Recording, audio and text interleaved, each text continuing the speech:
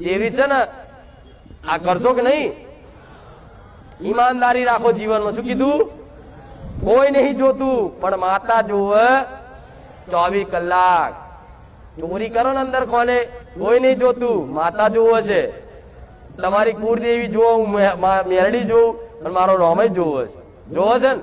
તમે દુનિયાના નજરમાં હારા હશો કે હું બહુ હારો છું, હું બહુ હારો છું, હું બહુ સૌકાર છું, હું બહુ સજ્જન છું, હું બહુ પવિત્ર છું. મારા જેવી મેરડી જોડતી એક તું ચેવો છે. હા શું ખોટું? તો માતાને મને બધી ખબર હોય તો કદાચ ખોટા કોમ મેલ દેવા પડે ને. અને કદાચ મજબૂરીમાં થતું હોય. તમારી ગયા રવિવાર વાત કરી હતી ને કે મારા અમુક વસ્તુ થોડી મર્યાદિત ભાષા રાખીને મારા અમુક વસ્તુ બોલવાની હોય છે. પણ આજ યુગ એવો છે ને કે બધાનું મન એટલું મલિન છે, એટલું મલિન છે ને કે માતાના ફોટા હોવું જોઈએ ને તોય એમની દ્રષ્ટિ હારી રહેતી. આ સત્ય વાત છે. પણ દીકરા દીકરીઓ સ્ત્રી પુરુષ બધા આવી ગયા આમાં. આ કળિયુગની માયા અને આ મલિનતા તમારી મનની એટલી છે ને કે મંદિર ભાઈ તમારી દ્રષ્ટિ હરકી ના રહે, તમારા વિચારો હરકા ના રહે. ચમ કે મંદિર પવિત્ર જગ્યા છે અને એ જગ્યા પર તમે અહીં આવો ને એટલે આ તમારા અવગુણો છે ને એ બહાર નીકળે. બહાર એટલે બહાર પ્રકાશિત થાય.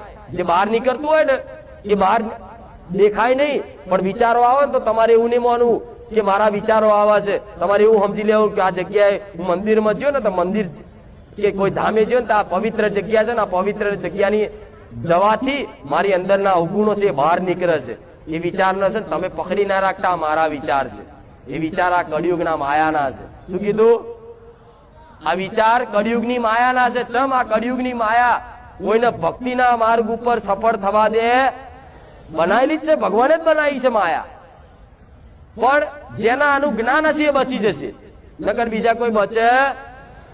એટલે તમે ગમે તેવા ખરાબ વિચાર આવતા હોય, ખરાબ વર્તન હોય, ગમે તેવા લુચ્ચા નાલાયક ગમે તેવા હોય ને, પણ માતાની આગળ એવા રહેજો માં હું જેવો છું ને એવો તારા સ્વીકાર તું નહીં કરું તો હું તારા માથે પડીશ, પણ તારા સ્વીકાર કરવો જ પડશે. માથે પડો માતા.